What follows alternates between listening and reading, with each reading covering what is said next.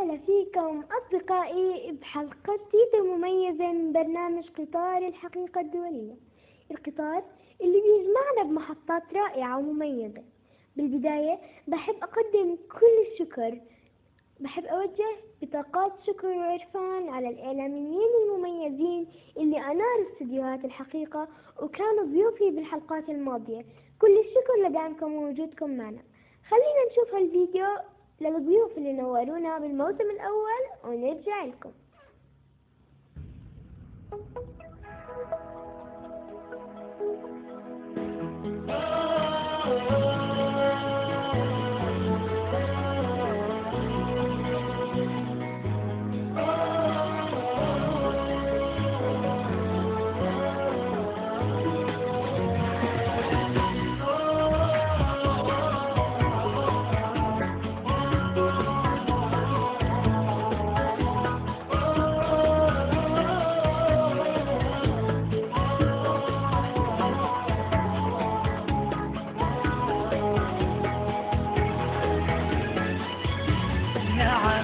لابد من حب لتملأ كوننا الأنوار، ليغمرنا عبير الود تبسم حولنا الأقدار. نعم لابد من حب لتملأ كوننا الأنوار، ليغمرنا عبير الود تبسم حولنا الأقدار، لنفتح صفحة كتبت بنور القلب والإيثار، سنرسي منهجا يسكن انفتاحا بيننا وحوار.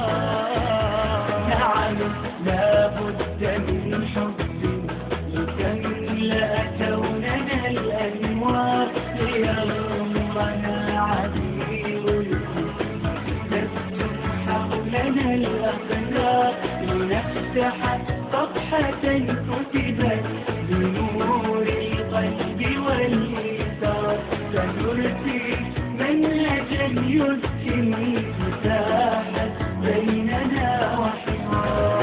أليس نبينا المختار حاور من تحداه، وبالإقناع أرشده بحب نحو مولاه، فلن ننساك قدوتنا ولا المنهاج ننساك.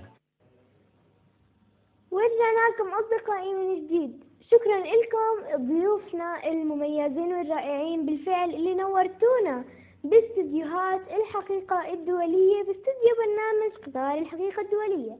الآن يا أصدقائي رح نبدأ بموسم جديد، أفكار جديدة مختلفة عن الموسم الأول، محطات مختلفة إن شاء الله تنال إعجابكم. رح يكون معانا في كل حلقة 5 محطات رح يمر عليها قطارنا ليحمل لكم المتعة والفائدة. محطاتنا هي طبعا موضوع الحلقة، كرتون زمان، صحتك بالدنيا، ستوب اند سمايل، ورح نختم أصدقائي بلغز الحلقة. طبعا أصدقائي لما يجي وقت كل فقرة احنا حنعرف عنها.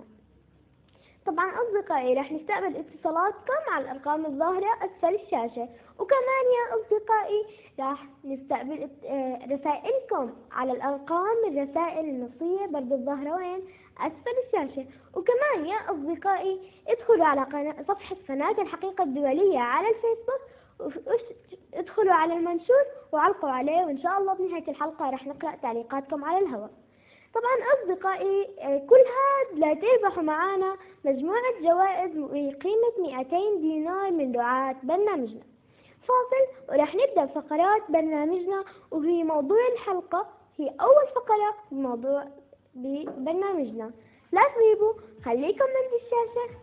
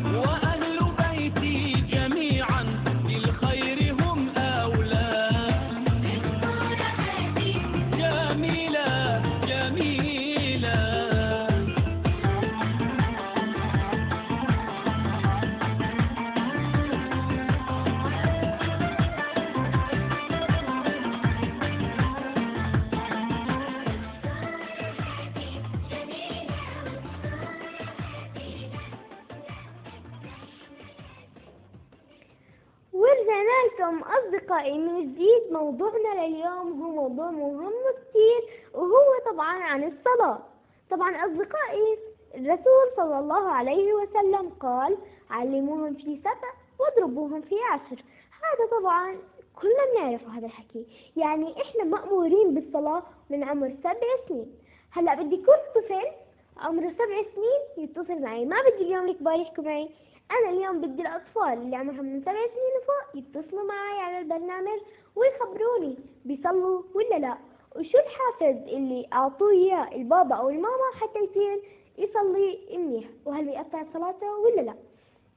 أصدقائي، شاركونا بالاتصالات، وأكيد طبعا رح ناخذ اسمكم بالسحب وراح تربحوا جوائز، طبعا أكيد من اللي بقدموا جوائز لبرنامجنا.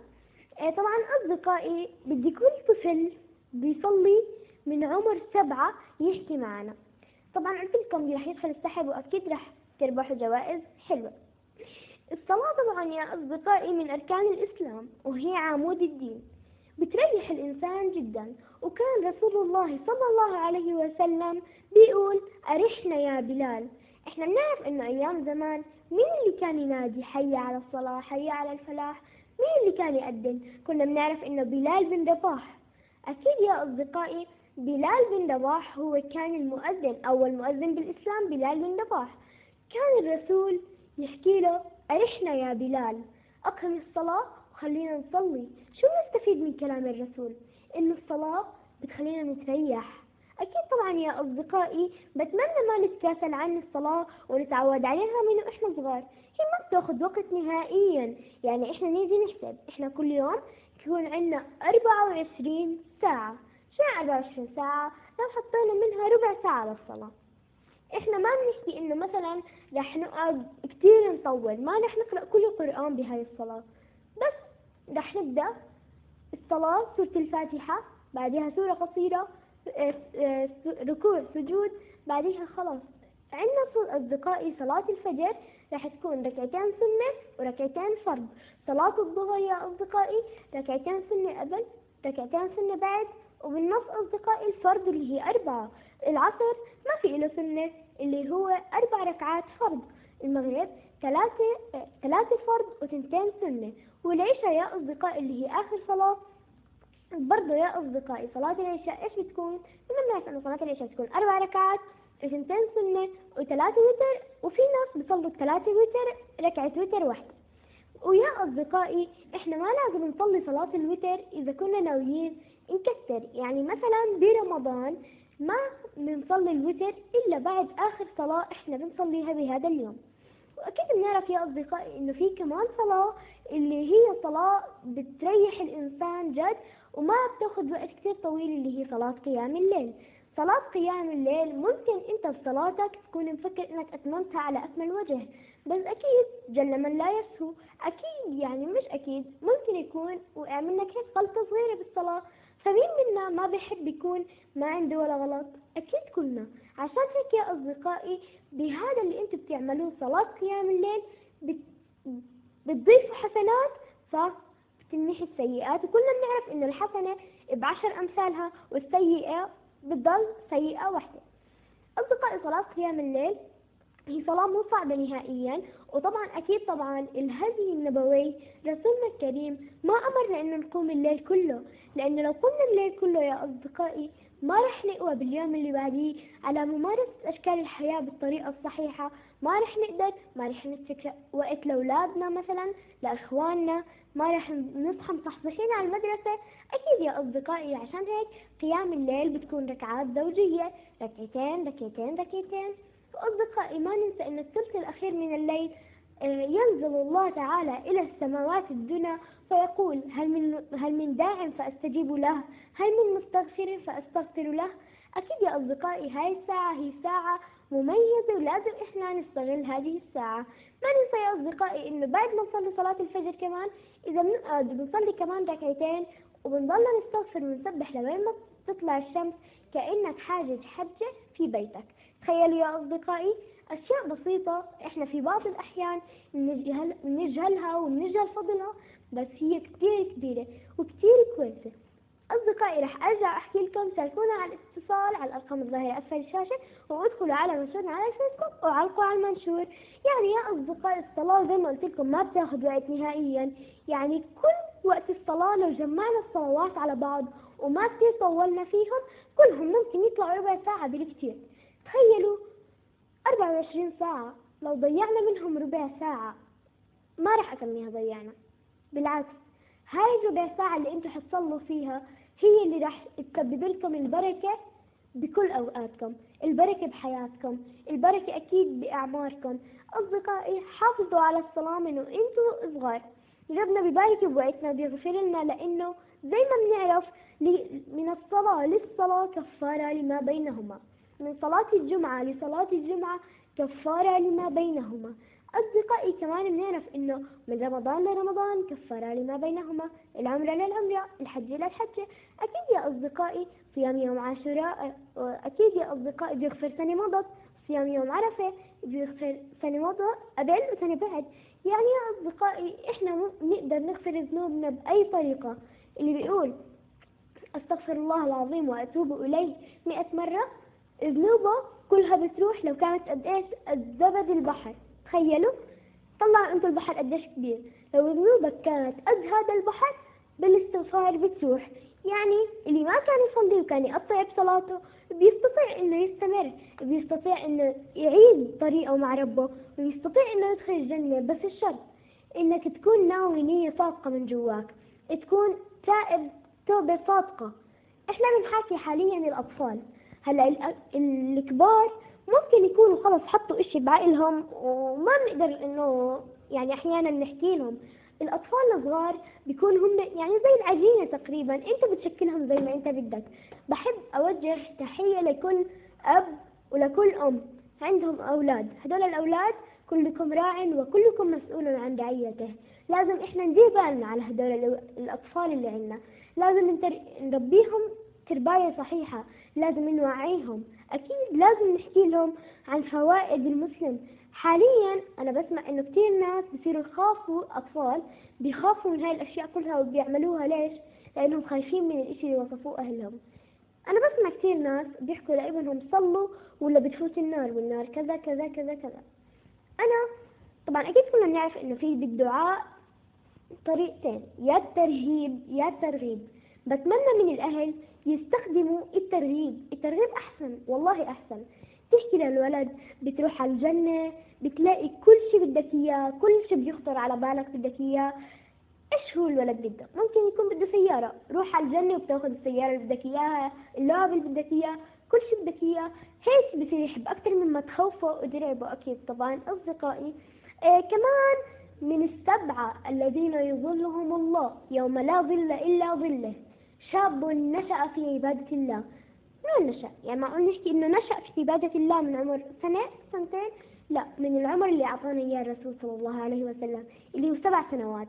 نشأ في عبادة الله من هو صغير، بيروح مع أبوه على المسجد، بيصلي بيصوم، حتى لو كان صيام العصفورة أكيد بيعودوا والده على الزكاة، بيعودوا على كل السنن اللي الرسول كان يسويها بحياته، وبيعودوا على الفروض كمان اللي فرضها ربنا علينا. وهيك يا أصدقائي الطفل بصير عنده محبة الله. أكيد يا أصدقائي بحب أحكي لكم إنه السبعة الذين يظلهم الله في يوم لا ظل إلا ظله هم في منهم 2: شاب نشأ في عبادة الله، وآخر رجل تعلق قلبه بالمسجد. رجل ما بيترك ولا صلاة تفوت عليه بالمسجد، الفجر بيقوم وبيصلي، لو كان مريض بيروح، لو كان تعبان، لو كان شو ما صار مستحيل يفوت صلاة بالمسجد. عنده إنه يروح على المسجد إشي أساسي. بيته كان جنب المسجد أو بعيد عن المسجد أو قريب عن المسجد ما بتفرق معه، لازم صلاته تكون بالمسجد. وهذا الإنسان هو من السبعة الذين يظلهم الله يوم لا ظل إلا ظله. أكيد يا أصدقائي. وهيك أصدقائي لازم إحنا نسمع كلام الرسول الحبيب، لازم إحنا نتعود على الصلاة من وإحنا صغار. أصدقائي مستنيين إحنا حاليا اتصالات الأطفال الحلوين، وهي معانا أول متصلة غزل البطاينة. أهلا وسهلا يا غزل. غزل كيف حالك؟ الحمد لله. شو أخبارك يا غزل؟ نعم. كيف حالك؟ الحمد لله. غزل قديش عمرك؟ شكرا على البرنامج. عفوا يا حبيبتي، كم عمرك يا غزل؟ 6 سنين. إن شاء الله العمر كله يا رب. غزل بتصلي مع ماما بالبيت؟ نعم. بتصلي؟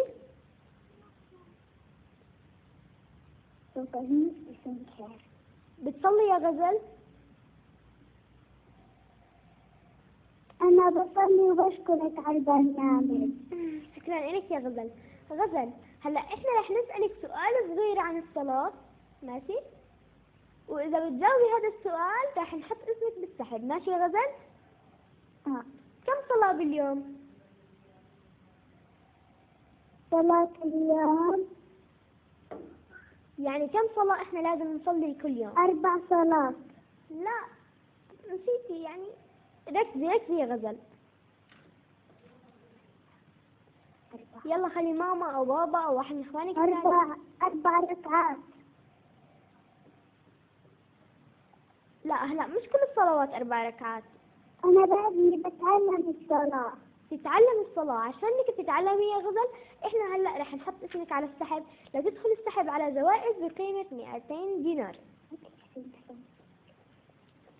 غزل اعطيني اسمك الكامل. الصوت. نعم؟ مش سامع الصوت. اوكي غزل بطاينة. أنا بشكرك على البرنامج وشكرا لأنك علمتني كمان. عفوا يا غزل، وهي دخل اسمك معنا على السحب، وإن شاء الله يحالفك الحظ معنا لليوم وتربحي. شكرا لك يا غزل. المادة كلها. شكرا لك يا غزل. وهيك أصدقائي بيكون دخل اسم غزل معنا على السحب. شكرا لك يا غزل على اتصالك. أما الآن يا أصدقائي خلينا نشوف هالفيديو اللي فيه عبرة هو عن الصلاة. أكيد طبعا أصدقائي صحيح إنه لا إكراه بالدين، صحيح إنه إحنا ما لازم نتقل على الإنسان عشان إنه خلص إنه يسلك الطريق الصحيح. الإنسان إذا ما كان من هو صغير عنده فكرة وهدف بعقله ما رح نقدر نغيره. خلينا نشوف هالفيديو ولخصت لكم أنا فكرة هالفيديو. طبعا خلينا نشوف هالفيديو مع بعض ونرجع لكم.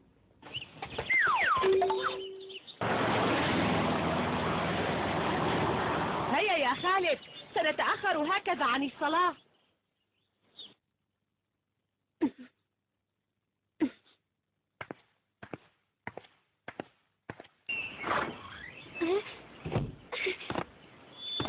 السلام عليكم يا زياد، اعذرني على التأخير. وعليك السلام ورحمة الله، إنما خفت أن نتأخر عن الصلاة، فالمسجد الذي سنصلي فيه اليوم يبعد قليلا عن بيتك. ولماذا لا نصلي في هذا المسجد القريب؟ أريدك أن تصحبني اليوم إلى المسجد الذي أحضر فيه حلقة تحفيظ القرآن. خير ما فعلت، جزاك الله عني خيرا.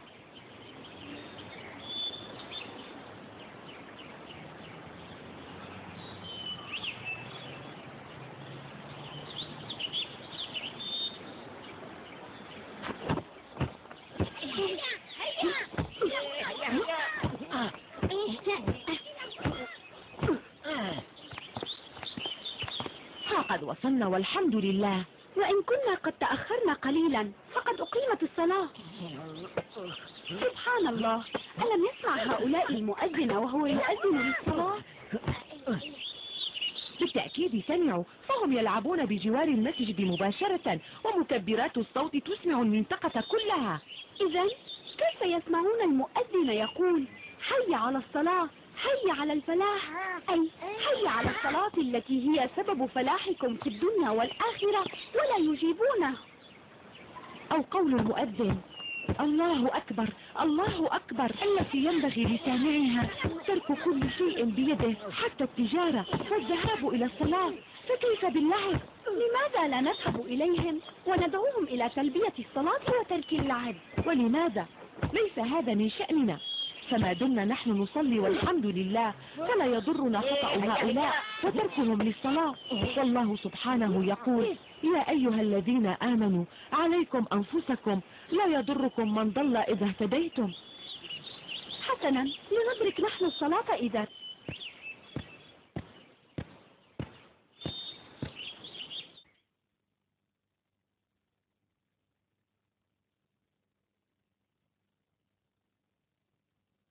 لماذا تأخرت اليوم عن الصلاة يا زياد؟ معذرة يا شيخ، ولكن عند دخولنا المسجد رأينا بعض الشبان يلعبون الكرة بعد الأذان، فتعجبنا كثيرا من فعلهم هذا. تدبرنا في معاني الأذان وكيف أنها تحتم على من يسمعها أن يجيب على الفور. ألم تدعهم للصلاة وترك اللعب؟ كلا يا شيخ، لقد هممت أن أفعل، ولكن زياد نصحني بتركهم. نعم، لقد بينت له أنه لا يضرنا خطأهم ما دمنا نصلي والحمد لله، وذكرته بقول الله تعالى: يا أيها الذين آمنوا عليكم أنفسكم. غفر الله لك يا زياد، ما هكذا تفهم الآية؟ كيف يا شيخ؟ لقد صعد أبو بكر الصديق رضي الله عنه يوما المنبر وقال: أيها الناس، إنكم تقرؤون هذه الآية: عليكم أنفسكم لا يضركم من ضل إذا اهتديتم، وإنكم تضعونها في غير موضعها، وإني سمعت النبي صلى الله عليه وسلم يقول: إن الناس إذا رأوا المنكر فلم يغيروه أوشك أن يعمهم الله بعقاب منه. أستغفر الله، لقد فهمت الآية فهما خاطئا. نعم يا بني، تدبر جيدا قوله تعالى: لا يضركم من ضل إذا اهتديتم، ومن تمام هداية المؤمن أن يأمر بالمعروف وينهى عن المنكر، فإذا أمر بالمعروف ونهى عن المنكر فحينئذ لا يضره ضلال من ضل ولم يستجب له. لذا ينبغي يا زياد ألا نفسر آيات القرآن قبل الرجوع إلى كلام أهل العلم الموثوق بهم. أحسنت يا بني، فالله سبحانه يقول: فاسألوا أهل الذكر إن كنتم لا تعلمون.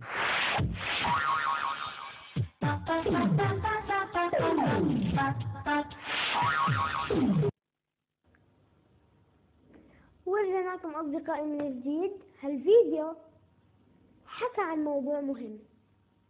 كلنا بنعرف إنه في سورة بالقرآن اسمها إيش؟ سورة الجمعة.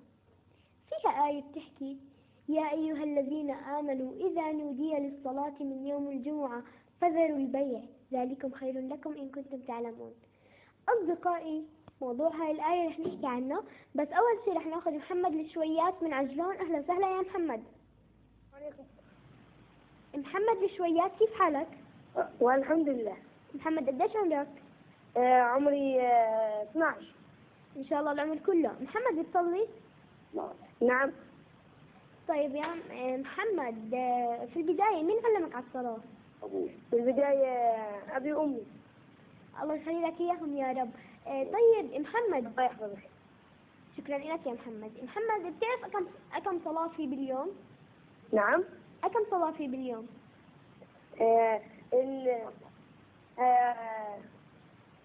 الظهر، الفجر ركعتين، والظهر 4، والعشاء 3. لا، العشاء 4 والمغرب 3. صح، بس نسيت صلاة. نعم. نسيت صلاة. مش مكتوب بالقرآن حافظوا على الصلوات والصلاة الوسطى؟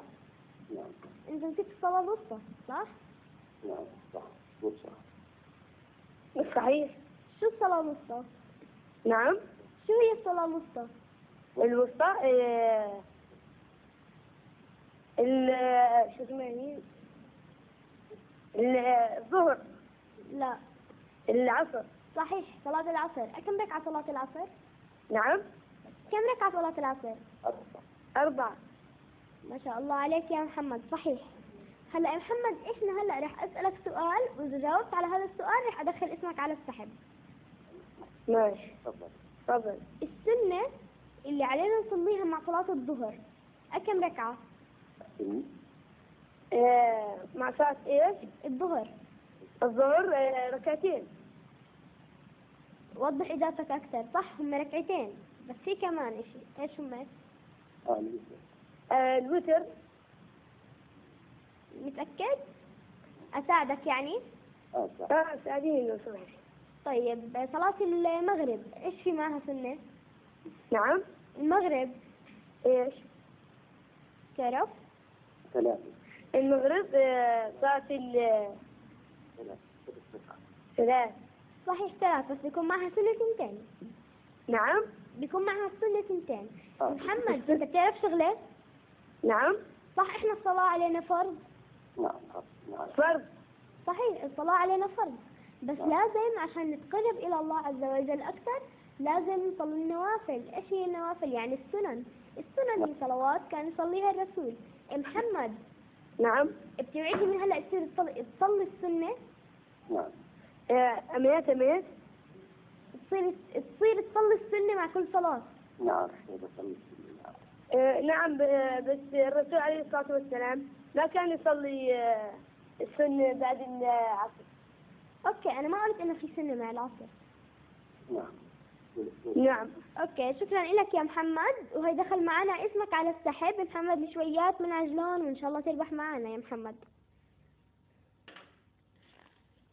شكرا لمحمد وشكرا لبابا اللي بيساعدك. معانا عز الدين الطراونة من عمان. أهلا وسهلا يا عز الدين. ألو. السلام عليكم. هلا. كيفك يا عز الدين؟ كويس الحمد لله. كم عمرك يا عز الدين؟ 6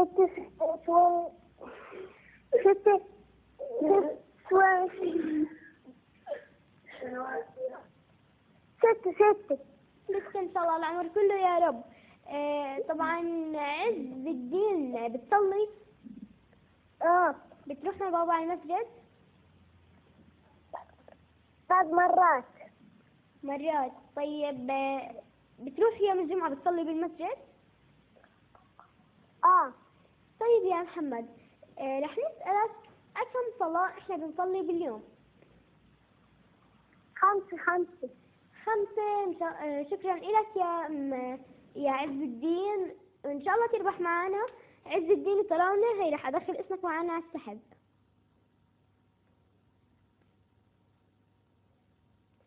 عز الدين الطراونة من عمان، شكرا لاتصالك.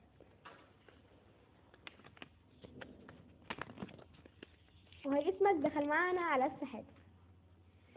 أصدقائي الآن إحنا رح نحكي عن موضوع كتير مهم وحكي لكم عنه. موضوعنا اللي هو البيع والشراء وقت صلاة الجمعة. في البداية يا أصدقائي الجمعة هو وقت عيد للمسلمين. طبعا أصدقائي يوم مبارك يوم الجمعة. ما ننسى إن الذنوب من الجمعة للجمعة رح تمحى وتتغفر لنا. ليش يا أصدقائي إحنا نضيع هذا اليوم؟ أصدقائي أنا بحب أحكي لكم شغلة. يوم الجمعة شو سبب تحريم البيع والشراء فيه؟ إنه في يوم من أيام الجمعة كان الرسول قاعد بيخطب بالناس، بيحكي خطبة بعد قبل الصلاة كانوا قاعدين الرسول بيحكي خطبة، وكانوا الصحابة طبعا والناس مجتمعين حواليه وبيسمعوا لكلامه. فجأة اجت قافلة من بلاد الشام. هاي القافلة طبعا بيحبوا الناس القافلة، يعني هي انه اغراض جديدة. كيف انت لما يجي هيك ينزل بضاعة جديدة لازم نشوفها ناخذ الاحلى او الاحسن، هو هيك. اول ما اجت هاي القافلة من بلاد الشام اجوا كل اللي كانوا قاعدين بيحضروا الخطبة تركوا الخطبة وتركوا الرسول عم يحكي وراحوا يشوفوا هاي البضاعة. فأنزل الله تعالى الآيات اللي قرأت لكم إياها قبل شوي، اللي هي قال الله تعالى: يا أيها الذين آمنوا إذا نودي للصلاة من يوم الجمعة فذروا البيع ذلكم خير لكم إن كنتم تعلمون. هيك يا أصدقائي بنتعلم من هاي الآية إنه يوم الجمعة بالأخص إحنا ما بدنا يكون في بيع. بيكون في بيع بس لما المؤذن ينادي الله أكبر الله أكبر هم لازم نشتري ونبيع. عشان هيك يا أصدقائي الله بيبارك لنا أكيد برزقنا وبيبارك لنا بعملنا وبيبارك لنا ببيعنا وشرائنا إذا اتبعنا قوانينه وأوامره. عشان هيك يا أصدقائي ممنوع نشتري أي شيء بعد ما يقدم أي شيء. إحنا ما بنحكي عن حجمه، ما بنحكي عن سعره، أي شيء خلص. عشان هيك وإحنا الآن رح ناخذ أحمد القضاء من عجلان. أهلا وسهلا يا أحمد.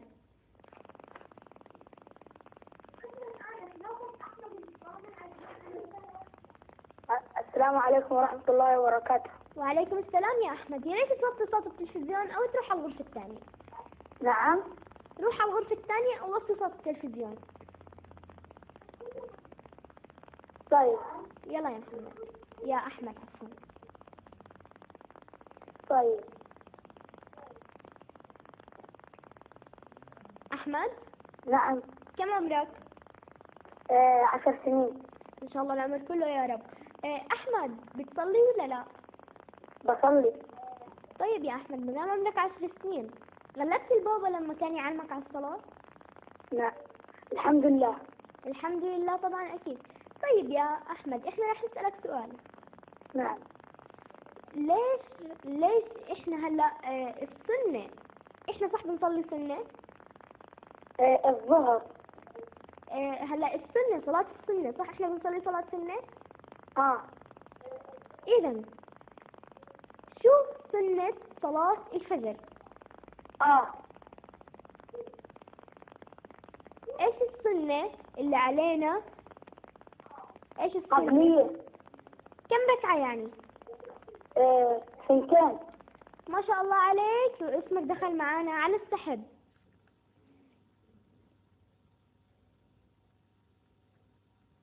أصدقائي طبعا هلا أنا بحب أحكي لكم إنه البيع محرم، بس متى؟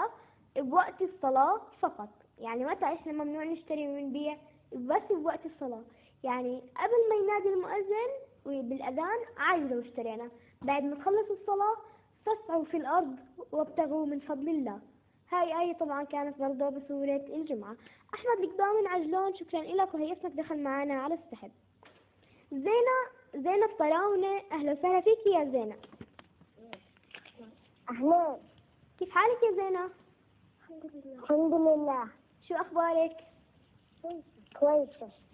زينب، كم عمرك؟ 8 سنين. 8 سنين إن شاء الله العمر كله يا زينب. زينب بلشت تصلي ولا لا؟ لا. ليش طيب؟ ما بعرف أصلي. نعم؟ ما تعلمني. يعني ماما بتعلمك أكيد طبعا. بنوجه تحية كثير كبيرة لماما وأكيد نشكرها. طيب يا زينب، بتعرفي كم صلاة إحنا بنصلي باليوم؟ كم صلاة؟ 5. 5. وشكرا لك يا زينب، وهي اسمك دخل معنا على السحب. نشكرك. نعم؟ اوكي. زينب طراونة من الكرك دخل اسمك معنا على السحب. معنا اتصال أوس الخرشة، أهلا وسهلا فيك يا أوس. أوس معنا أوس.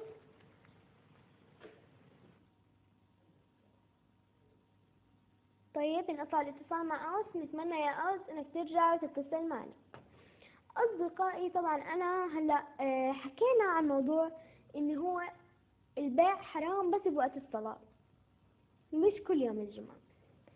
أصدقائي الآن رح نطلع فاصل ورح نرجع بمحطة برنامجنا الثانية، بس رح نضل نستقبل اتصالاتكم عن موضوع الحلقة الرئيسي اللي هو عن الصلاة. فاصل وراجعين للفقرة اللي أنا متأكدة 100% إنها رح تعجب الصغار والكبار. قد ما بتحمل حنين الكبار بتحمل متعة وفائدة للصغار. خليكم معنا.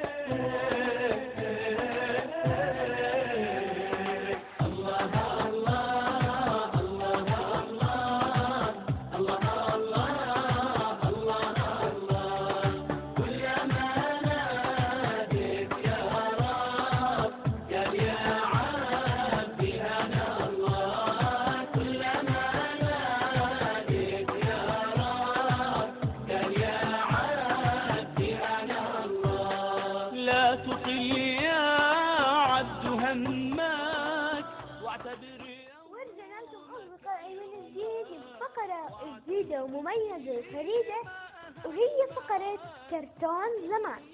طبعا هاي المحطة أصدقائي رح نحكي عنها أكثر بس بعد ما ناخذ أوس. رجع لنا. كيف حالك يا أوس؟ ألو، كيف حالك يا أوس؟ أنا أوس محمد ياسين لافريقيا. أوس بعد أنا سمعت في التلفزيون.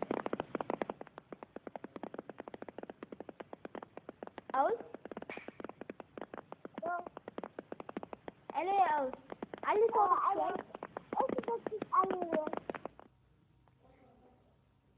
انقطع الاتصال مع أوس إن شاء الله يا أوس. إحنا رح ناخذك أول ما ترجع تتصل على طول رح ناخذك. زي ما قلت لكم يا أصدقائي، الآن محطتنا هاي هي محطة كرتون زمان. هي عبارة عن تلخيص لفكرة مسلسل كرتون قديم من المسلسلات اللي تابعها أهلنا بشغف كبير، زي سالي وسندباد وجونجر وإيش ذاك اسمه هذاك القوي جدا جريندايزر، اللي هذا إحنا عندنا صارت بالفعل إحنا ما نتابعها لأنه هي بتحمل فكرة، بتحمل عبرة. إحنا ما لازم هذا الإشي نعمله يا أصدقائي. راح يرافق سرد القصة مونتاج بيتماشى مع هذا السرد. الفكرة من الفقرة يا أصدقائي إنها فقرة بتكون للعائلة كاملة مش بس للأطفال. يعني الكرتون القديم يعني كان يعني لأهلنا كتير بزمان، الله يعينهم كيف كانوا عايشين فيه، لا ايباد ولا تلفزيون ولا اشي. بس اول ما اخترعوا التلفزيون كان التلفزيون الاردني ويسكر على الساعة 11 والله بدها استشارة من 7 ل 8 كانت فقرة الاطفال. كانت فقرة الاطفال ساعة، تخيلوا ساعة باليوم كانوا يحضروا فيها هاي المسلسلات القديمة اللي كانوا هم يكيفوا عليها ويفرحوا فيها. كان تخيلوا يا اصدقائي يستنوا كل اليوم هذه الفقرة. هلا احنا ما شاء الله بيخلص برنامج بس بنمسك الريموت وبنقلب، ولا احنا فاتحين على البرنامج الثاني، يعني ما بنضطر ولا نعمل شيء ولا ما نغلب حالنا اصلا، وطول اليوم بنتابع. بعدين اي شيء احنا ما بنتابعه معنا تلفون، معنا لابتوب، معنا ايباد، يعني مش محتاجين اكيد طبعا ولا اي شيء، وما حتى احيانا ما بنضطر نحضر التلفزيون كله. اصدقائي لحديت الان بضل شايفة بالشغف هيك بعيون بابا وماما لما نشوف فيلم كان ينعرض أيام زمان وبنتابع مع بعض بسعادة. بالنسبة للأطفال رح تكون قصة هادفة جميلة، مش زي كرتون الآن الفكر الخالي، يعني فيه وش فكر. يعني بصراحة أنا بحكي الآن الأفلام التي تبث للأطفال بتنشر أفكار هدامة وما فيها فكر، مليئة بالعنف، مليئة بالأفكار السلبية. إحنا بنحكي هلأ عن أفكار قصص بمعنى تلخيص ساحر وراح تلاقي قبول عند الأطفال. طبعا أصدقائي يعني أكيد لأنه طفلة قريبة من عمرهم راح تسرد لهم القصة فراح يكون أفضل. راح أنا أبلش أصدقائي بالتلخيص والسرد وتجهيز منتجات فيديو في كل حلقة. طبعا أصدقائي منتظرين اتصالاتكم لتخبرونا إذا عجبتكم الفقرة ولا لا، وإذا يا أصدقائي كمان بدكم نضيف فقرات على البرنامج برضو اتصلوا علينا أو علقوا على صفحتي الخاصة أو برضو على صفحة قناة الحقيقة. أكيد يا أصدقائي طبعا اقتراحاتكم للبرنامج أكيد يا أصدقائي احكوا لنا إياها. احكوا لنا إذا أهلكم حضروا هالفقرة معكم ولا لا، وإذا أهلكم حضروا هالبرنامج زمان ولا لا. كمان أصدقائي بتخبرونا شو حابين نحضر لكم بالحلقات الجاي. قصة اليوم هي قصة مشهورة حبوها كثير ناس، وهي قصة سالي. راح نحكي عن القصة. طبعا أصدقائي هاي قصة سالي لما كنا نحضرها كنا نعيط وكنا نحزن. راح نطلع هلأ نشوف مونتاج سالي وراح نشوف هالقصة وأنا راح أشرح لكم الأحداث بالضبط. خليكم معنا.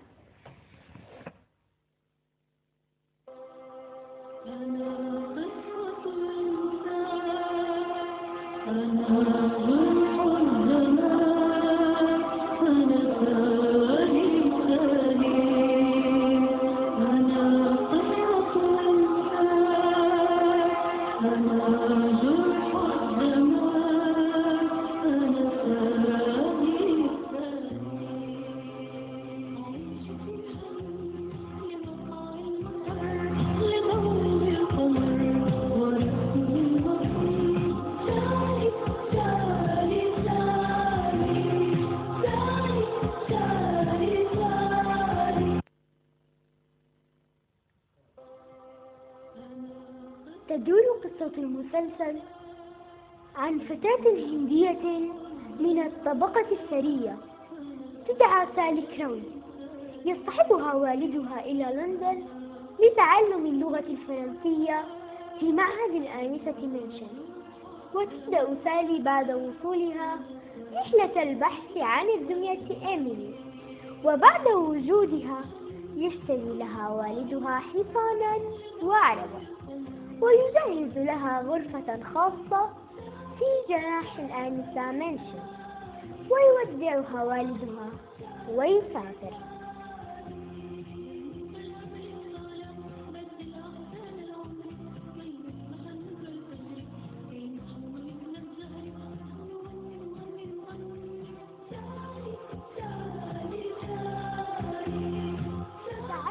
سالي على طالبات جديدات في المعهد فيحببنها إلا لافينيا لأنها تشعر بالغيرة من سالي، وفي المقابل تجد سالي أصدقاء مثل أرمينغارد ولوسي وفيكي الخادمة الجديدة. وبعد ذلك يصبح والد سالي صاحب منجم للماس، وتصبح سالي أميرة الماس، وتذهب الآنسة منشن مع سالي لشراء مستلزمات عيد ميلادها. ويوم عيد الميلاد يأتي خبر وفاة والد السيد كراوي والد سالي وإعلان إفلاسه، فتقوم الآنسة منشن بتحويل سالي من طالبة إلى خادمة وتصادر جميع مقتنياتها. ولا تسلم سالي من مخططات لافينيا الشريرة ومحاولة أخذ دنيتها إيميلي إلى أن تتغير الأمور.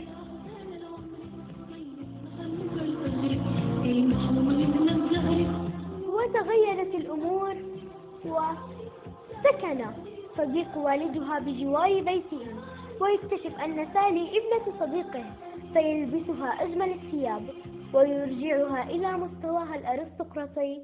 ومن ثم تعود سالي للدراسة في معهد الآنسة منشن، وبعد فترة تسافر إلى الهند لإعلان الميراث، فيذهب كل من في المعهد لوداعها.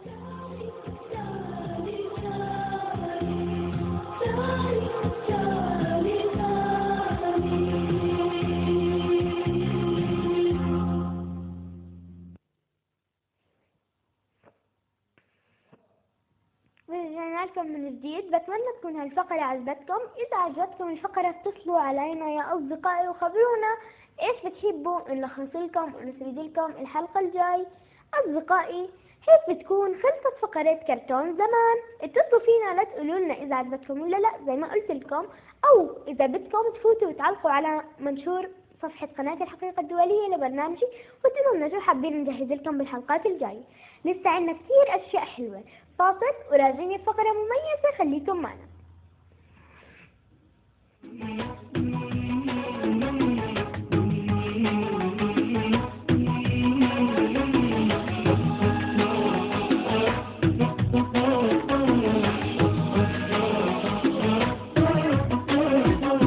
نرجو ثوابك إذا ما خابت جهودنا، نقف ببابك ونترجاك بسجودنا. نرجو ثوابك إذا ما خابت جهودنا، نقف ببابك ونترجاك بسجودنا. إحنا عبادك وأنت الله معبودنا، وإحنا صفوف الفجر ما نخلف عهودنا. ورجعنا لكم من جديد يا أصدقائي، وبتمنى من كل اللي حضروا هاي الحلقة يا أصدقائي يلتزموا بصلاتهم ويرجعوا أكيد للطريق الصح.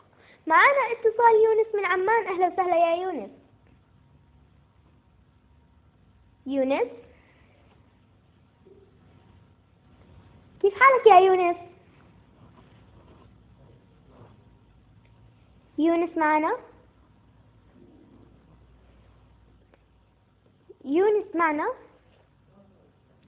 انقطع الاتصال مع يونس. مش مشكلة يا يونس، ارجع اتصل وان شاء الله رح نرجع ونحكي معك وندخل اسمك على السحب.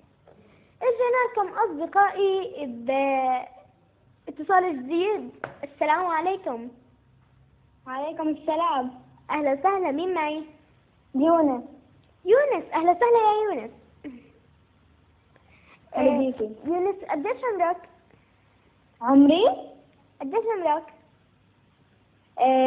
7. إن شاء الله العمر كله، يعني أنت العمر اللي عليك الرك يا يونس. يونس، متى عيد ميلادك؟ شهر 12. شهر 12، يعني لسه بدك تصير 7 بشهر 12؟ طيب يا يونس، من شهر 12 خلص ستوب هون، يعني لازم تبلش صلاتك أو تتدرب على الصلاة. بتروح هلا مع بابا على الصلاة؟ بصلي. طيب، ما أكيد طبعا بنشكرك يا يونس. يونس راح أسألك سؤال وأدخل اسمك على السحب. ماشي، بس قبل نعم؟ ونشي يلا. أوكي يا يونس، ما بدنا نصعب عليك السؤال. بتعرف صلاة المغرب كم ركعة؟ 3. 3 صح يا يونس، ودخل معنا اسمك على السحب. أعطيني اسمك الكامل. يونس يوسف يونس عبد المجيد أبو تبانة. يونس يوسف يونس من عمان. أهلا وسهلا فيك يا يونس. أصدقائي، قبل ما أكمل موضوع حلقتنا، يعني هذا هيك إشي تاني، بحب أوجه تحية كتير كتير كتير كبيرة لمديرة صفحتي بحور الأمل أسلم الأحمد. بحكي لها أنا بحبكم كتير كتير كتير، بحبكم مديرات صفحتي بحور الأمل. شكرا لك على نصائحك، يعني زي أختي وهيك. شكرا لك حبيبتي بحور. أصدقائي، زي ما حكيت لكم رجعنا لكم بفقرة جديدة. بس قبل ما نحكي عن هاي الفقرة خلينا نطلع هالفاصل اللي صغير هالقد ونرجع لكم.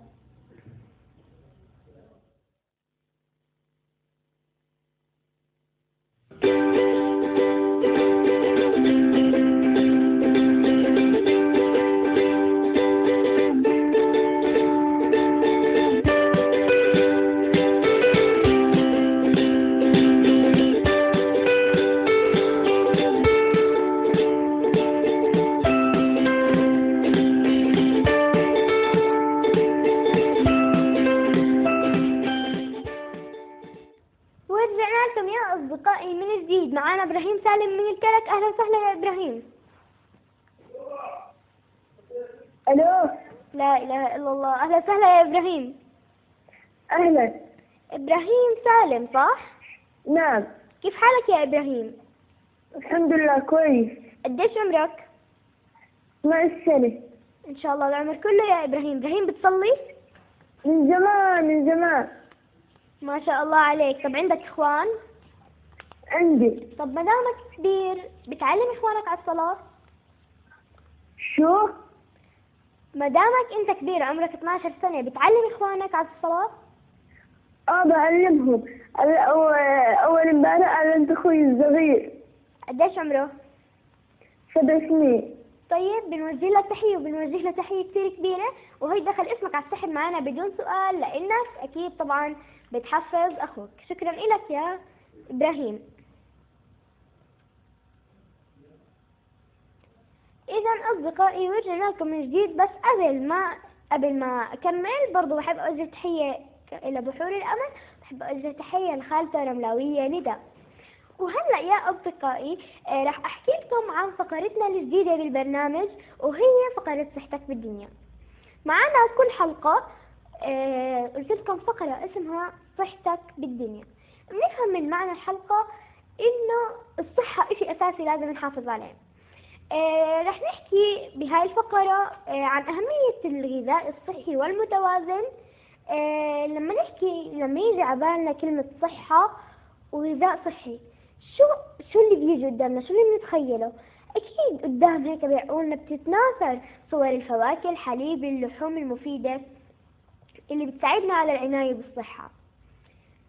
أصدقائي، أكيد طبعا نعرف إنه في أسنان لبنية للأطفال الصغيرة، وإحنا ما رح نحكي عن الكبيرة، رح نحكي عن الأسنان اللبنية اللي إحنا لازم نحافظ عليها. خلينا أول إشي رح تحتوي أول إشي هاي الفقرات على معلومات بسيطة باللغة المحكية والعديد من الفيديوهات والأناشيد اللي بتدعم الفكرة. كل حلقة رح نتحدث عن فكرة. حكيت لكم إيش رح نحكي اليوم. رح نحكي عن الأسنان، صحة الأسنان، كيف نقدر نهتم فيهم. أهلا وسهلا فيكم حبايبي بأول فقرة من فقرات وأول محطة من أول محطة اللي هي محطة صحتك بالدنيا. اليوم راح يكون موضوعنا عن كيفية العناية بالأسنان لتضل حلوة وبيضة. خلينا نروح نشوف الفيديو عن كيفية العناية بالأسنان ونرجع نكمل بعدها. خليكم معنا.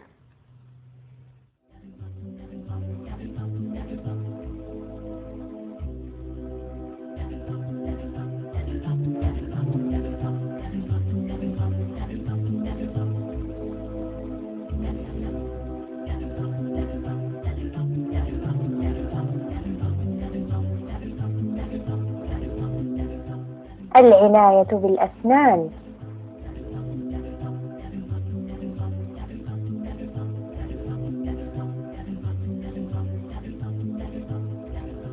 كيف تعتني بأسنانك؟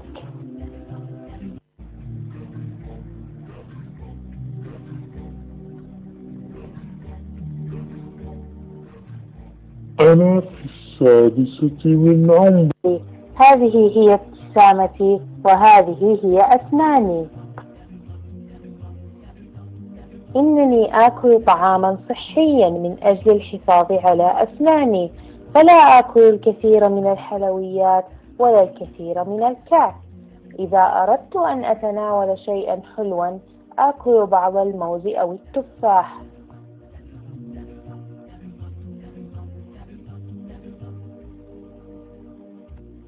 بعد كل وجبة أتذكر أن أغسل أسناني، ثم أسرع إلى الحمام لأحضر فرشاة أسناني. أنظر إلى المرآة وأفتح فمي عن آخره، وأضع معجون الأسنان على الفرشاة وأبدأ العمل بالداخل. أغسل وأغسل وأبصق حتى تعود أسناني بيضاء ومنتعشة ونظيفة مرة أخرى.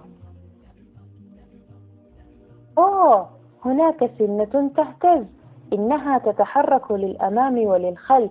هناك سنة أخرى تحتها تحاول أن تكبر، وعندئذ أمسك تفاحة وأقضم منها جزءا كبيرا فتسقط سنتي على الفور، وهذا يخيفني كثيرا. أذهب إلى طبيبة الأسنان وأجلس على الكرسي، فتفحص كل سنة وتقول: لا يوجد تسوس هنا. فتعطيني نجمة وتقول: أحسنت، تناول دائما طعاما صحيا واعتني بأسنانك. وهيك يا أصدقائي بنكون تعلمنا إنه إحنا لازم أكيد نحافظ على أسناننا، وإن انكسر سنة ما يعني إنه إحنا مش محافظين عليهم. بالعكس، يعني أنا بتذكر إنه أول سن أنا خلعت على الصف الرابع.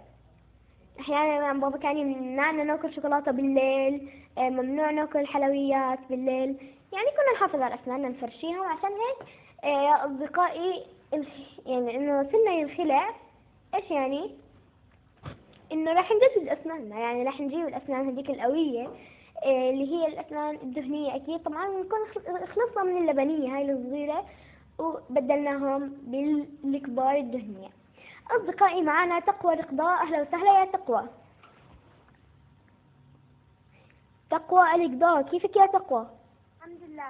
شو أخبارك يا تقوى؟ خير. تقوى قديش عمرك؟ 10 سنوات. إن شاء الله العمر كله يا تقوى. تقوى بتصلي؟ نعم. طيب يا تقوى، من متى وأنت بتصلي؟ من عمري 7 سنوات. ما شاء الله. طيب مين ساعدك عشان تصير تصلي من عمر صغير؟ ماما. طيب أكيد طبعا بنوجه تحية كتير كبيرة لماما. تقوى، جاهزة للسؤال؟ يا تقوى، بتعرفي يا تقوى كم عدد ركعات صلاة العشاء مع السنة والوتر؟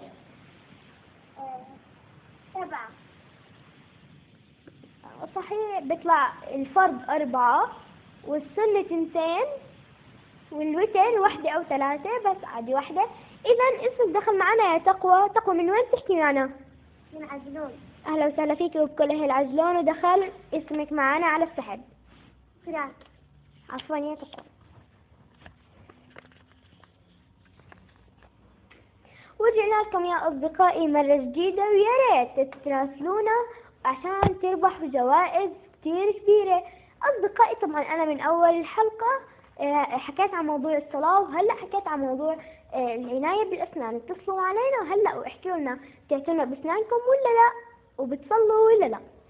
طبعا أصدقائي في خطوات للعناية بالأسنان. قبل ما نشوفها بهالفيديو يا أصدقائي، أكيد بنعرف إنه الله جميل يحب الجمال. إحنا لازم نحافظ على أنفسنا، ما نأذي أنفسنا وما يعني الله رزقنا أجسام وقد خلقنا الإنسان في أحسن تقويم، صدق الله العظيم. ولذلك يا أصدقائي أجسامنا إحنا نعمة من الله، وإحنا ما لازم نحاول نعمل نقمة. جسمنا لما إحنا نضره ونأذيه، سواء كانت عندنا حالة نفسية إيش ما كان في عندنا، هاي الأشياء كلها اللي أحيانا الناس بيحكوها، ما لازم هيك إحنا إنه نأذي حالنا، نأذي أجسامنا. وإحنا أكيد بنعرف هلأ اللي طالعة آفة بالمجتمع هي آفة المخدرات. هاي أكبر إشي ممكن يودي بحياة الشخص، يودي بجسمه بسبب عنده إعاقات. رح نحكي أصدقائي عن هالموضوع طبعا بمفصل، ورح نحكي عن موضوع العناية منه كمان. بس يا أصدقائي خلينا إحنا اليوم بموضوع الأسنان. خلينا يا أصدقائي هلأ نروح نشوف هالفيديو ونرجع لكم.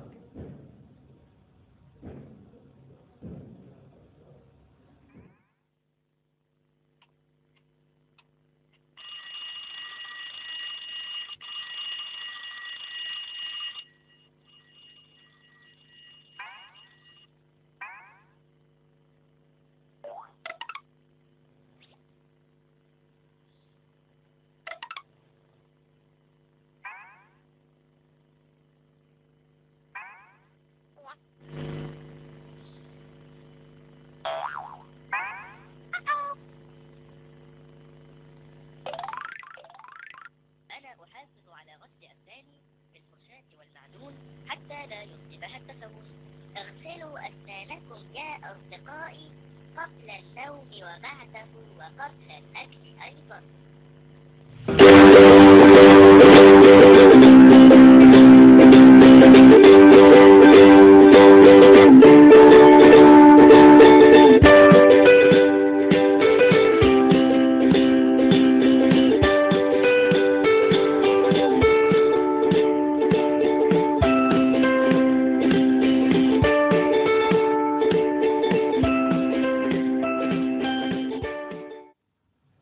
ورجعناكم من جديد يا أصدقائي. قبل ما نحكي عن طبيب الأسنان شو بيعمل، إحنا عنا مشكلة صغيرة هلأ بالمجتمع، أنا رح أحكي عنها بس دقيقتين عشان ما أخرج عن موضوع الحلقة، اللي هي مشكلة أمسك مسدس وأطخ بالحفلة، أمسك مسدس وأطخ بالعرس. يعني إحنا هون جنب صالة أفراح، أوكي، بس هلأ الحفلة اللي صارت طف طف طف طف. لا أنا مش ححكي، يعني هي يا مفرقعات يا إشي بطخ. فبصراحة هذا الشيء بعد ما تطلع الطلقة فوق وتنزل ممكن إنها تيجي في حدا فتأذيه. فلا تحول عرسك لعزاء، لا تحول صيوان عرسك لصيوان عزاء. أنا هاي نصيحة بحكيها لكل صاحب عرس، بدك تفرح افرح بس لا تأذي الآخرين. أصدقائي الحلوين لنتعرف شو طبيب الأسنان بيعمل. خلينا نشوف الفيديو مع بعض ونرجع لكم.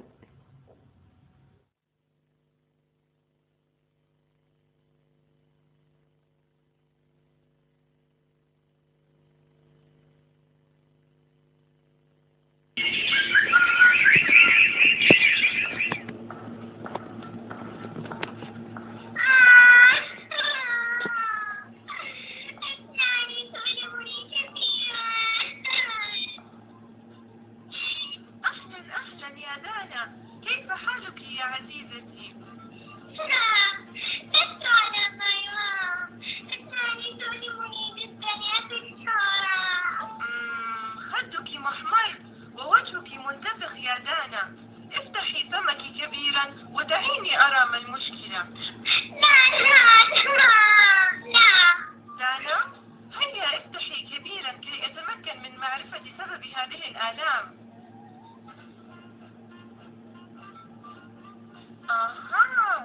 تبدو أسنانك مهملة منذ وقت طويل يا دانا، يجب أن أفحصها جيدا.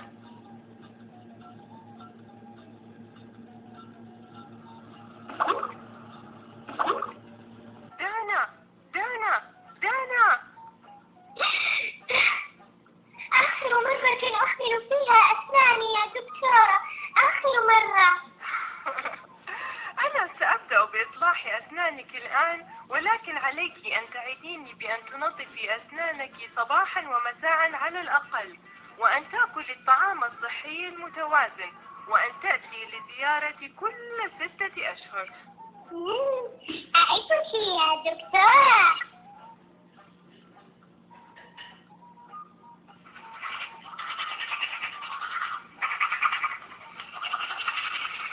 نحن الآن بأفضل وأحسن حال. شكرا يا دانا. من الآن فقاعدا سأنظف أسناني صباحا ومساء، وسأتناول الطعام الصحي المتوازن، وسأذهب لزيارة طبيبة الأسنان كل 6 أشهر.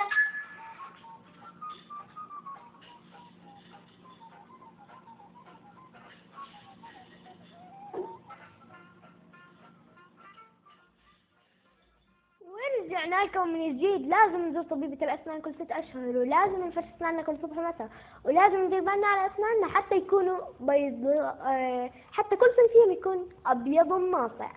شفتوا؟ أصدقائي بس للتصحيح، اللي كانوا جنبنا مش طخ مفرقعات، بس بيشبه إشي فأنا حبيت يعني فكرة. طبعا أصدقائي الآن أنا في معنا اتصال لما بطاينة. أهلا وسهلا يا لما.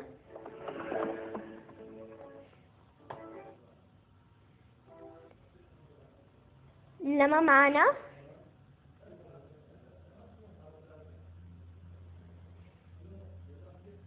لما معنا؟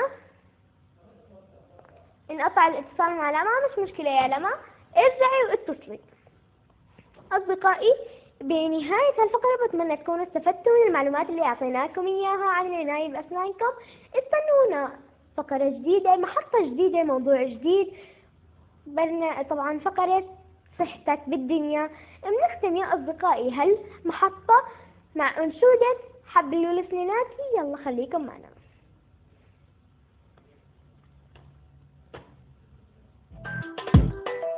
حبلوا لسنيناتي بنظفهم يوماتي، حبلوا لسنيناتي بنظفهم يوماتي.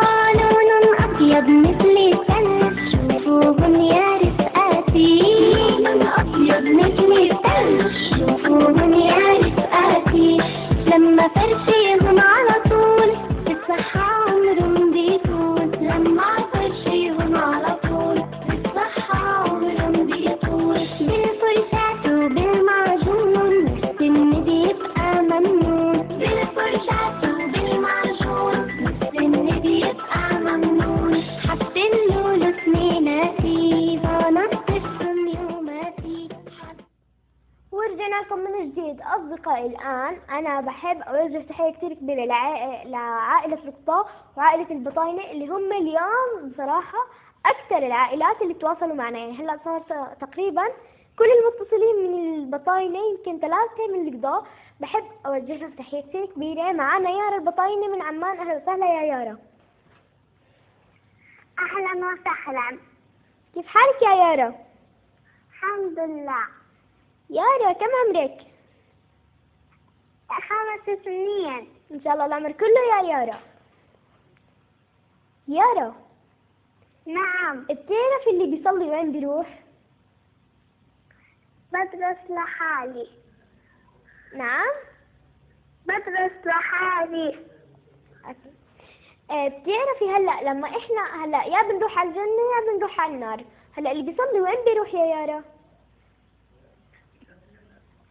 السما فوق.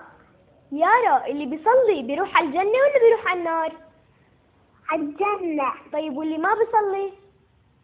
بيروح على النار. صح يا يارا. يارا يعني انت بدك تصير تصلي؟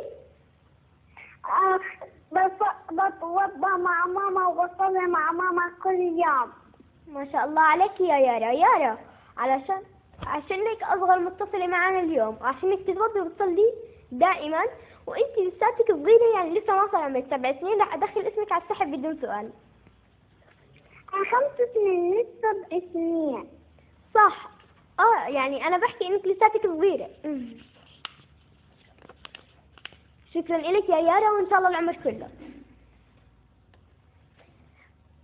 وهيك يا أصدقائي بتكون خلصت فقرة صحتك بالدنيا.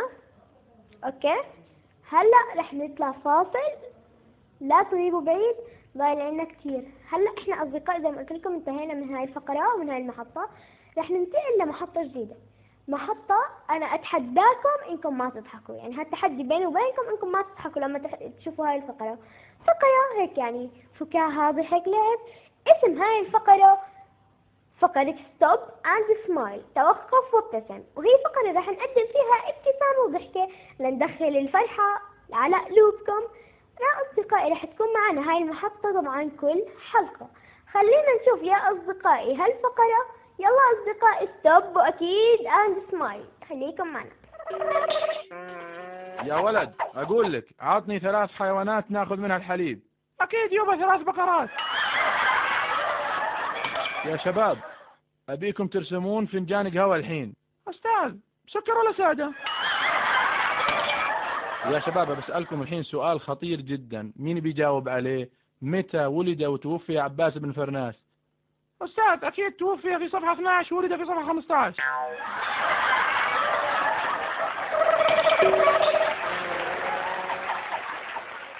ولد يا نويصر خذتم الضرب في حصة الرياضيات؟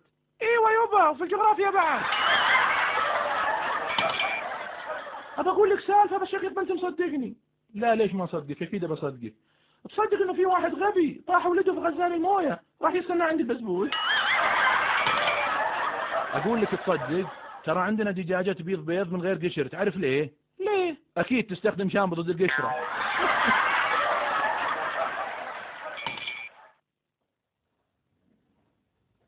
وهيك بتكون خلصت هاي الفقرة وهاي المحطة لليوم. بتمنى إنه تكون عجبتكم. أنا بصراحة الأخيرة يعني عجبتني حلو، هذه تبعت شامبو ضد القشرة بصراحة كويسة حلوة. أصدقائي بحب أشكر كل المتصلين معنا لليوم وكل اللي تابعوا هاي الفقرة وهاي المحطة، وبتمنى إنه الابتسامة ما تفارق وجوهكم. فاصل وبتكون معنا محطة جديدة. فاصل صغير، لا تغيبوا عنا، فاصل وراجعين.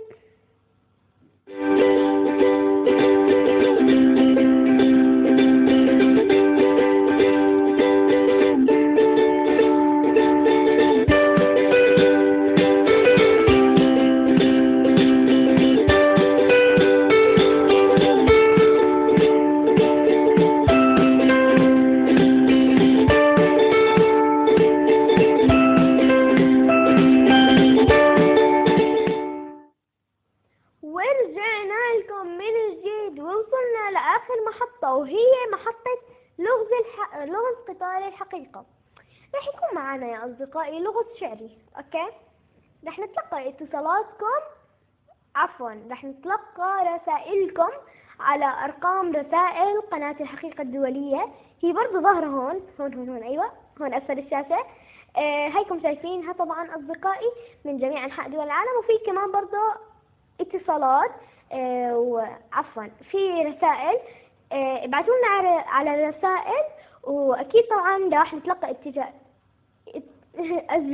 اجاباتكم على الارقام الظاهره اسفل الشاشه.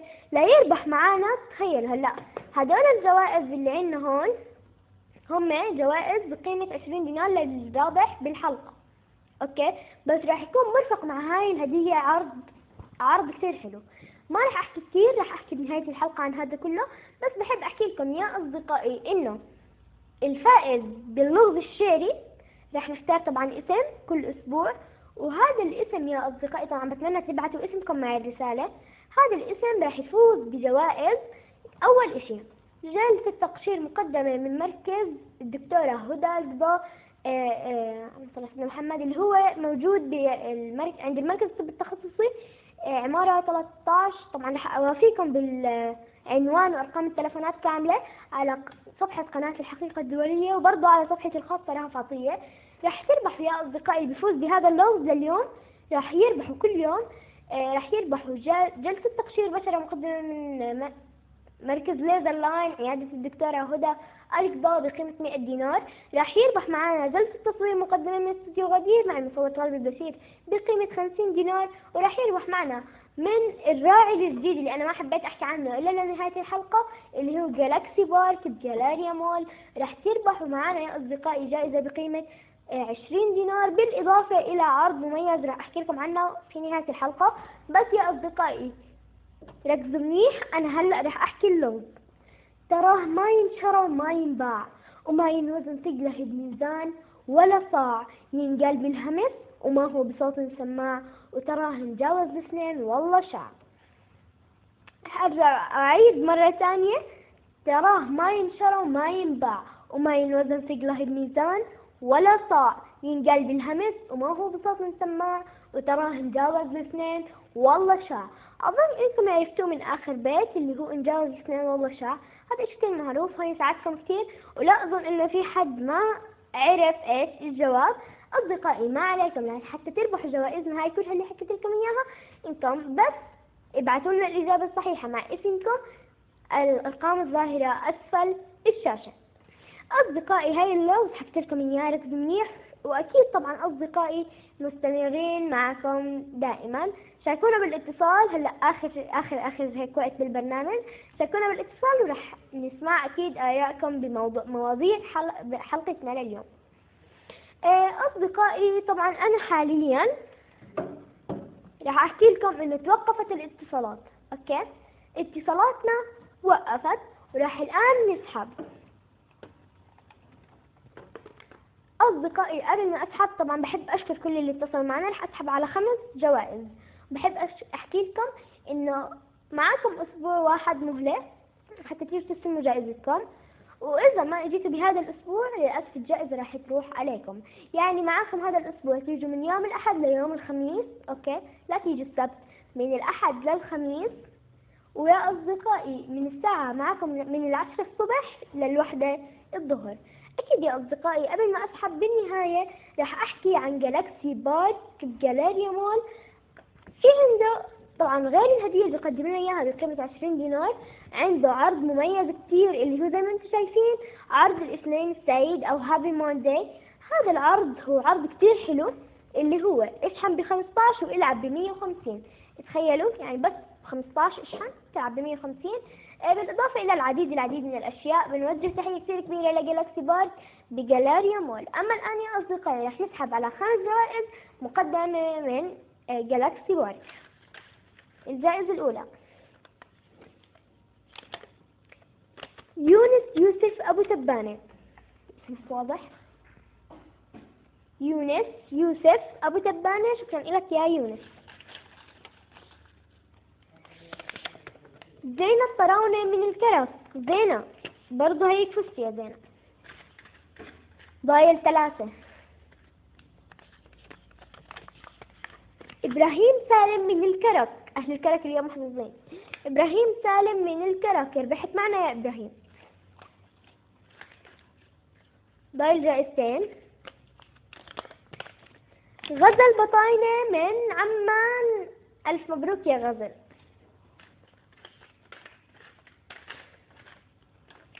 ومعانا أحمد القضاء من عجلان، ألف مبروك إلك يا أحمد. أوكي طبعا احنا هيك خلصنا الجوائز، بس هاي بالغلط آسفة بس مش مشكلة يا أصدقائي، برجع بعيد اللي ربحوا معنا: أحمد القضاء، غزل البطاينة، يونس يوسف، إبراهيم سالم، وزينة طراونة. تفضلوا على مقر قناة الحقيقة الدولية لحتى تستلموا جوائزكم. وبالنهاية يا أصدقائي راح أفوت على صفحة الفيسبوك وأقرأ تعليقاتكم على السريع. أصدقائي طبعا هون أوكي 10 جوائز، أنا آسفة رح نسحب على 10 جوائز. سحبنا الآن على 5 وراح الآن نسحب على 10 جوائز. يارا بطاينة، ألف مبروك يا يارا.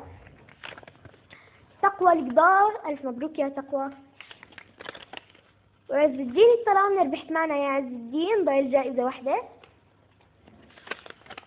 محمد الشويات، ربحت معنا يا محمد، ألف مبروك لكل اللي ربحوا معنا واللي ما حالفهم الحظ اليوم بتمنى منهم يتصلوا معنا الحلقات الجاية حتى يحالفهم الحظ أكيد طبعا معنا. أصدقائي على السريع قبل ما نختم حلقتنا بحب أحكي لكم إنه الأرقام هم 90217. ابعتوا رسالة لهذا الرقم وأكيد يا أصدقائي احكوا لنا شو إجابة اللغز. الآن أنا على السريع عشان انتم طالبين إنكم نقرأ تعليقاتكم. عيسى والساجدة لله ومحمد عوض الله. محمد عوض الله مخرجنا الرائع اللي ما شاء الله عليه اللي أنا مغلباه دائما مبدعة. شكرا إلك عم هيثم. شكرا إلك. الساجدة لله منورة لهف رائعة. شكرا إلك. شكرا إليك. وعيسى الله يحفظك دائما مبدعة متألقة. شكرا إليك. إجابات اللغز أصدقائي رح تنبعت على الرقم 090217. وهيك بتكون خلصت حلقتنا يا حلوين وكان موضوعنا لليوم عن الصلاة. بتمنى انكم دائما تلتزموا بصلاتكم ودائما تفرشوا اسنانكم. استنونا يا اصدقائي كل يوم جمعة الساعة 4:30 على شاشتكم المتميزة دوما شاشة قناة الحقيقة الدولية. بتمنى تكونوا استفدتوا من حلقة اليوم. مع السلامة.